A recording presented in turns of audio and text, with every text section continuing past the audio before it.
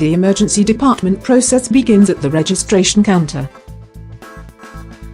The registration counter officer records down the patient's details and then collects payment from them. The patient will then proceed to the triage waiting area before being called for their turn at the triage. At the triage, pre-assessment of their conditions are done by the triage nurse. Patients are then assigned an acuity level according to their condition. Patients who are assigned P4 have no serious conditions, while patients who are assigned P3 have a slightly more serious condition. After visiting the triage room, patients will then proceed to the waiting area again to wait for their turn to consult the doctor in the consultation room. At the consultation room, a doctor will provide diagnosis and order diagnostic tests for the patient, if required. There are only 3 types of diagnostic tests: imaging, treatment and laboratory tests.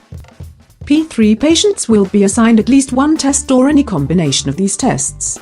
P4 patients are not required to go for any tests as their condition is not severe. Once a P3 patient is being assigned the test, he will then proceed to the diagnostic tests waiting area to wait for the tests. For P4 patients, since their conditions are minor, they will exit the emergency department process right after the consultation.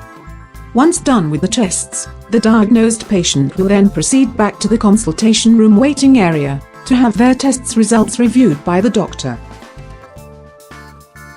Patients are assigned to the same doctor they had consulted with earlier. After consultation, patients then exit the emergency department to be discharged, to go to the pharmacy or to be admitted to a ward for observation.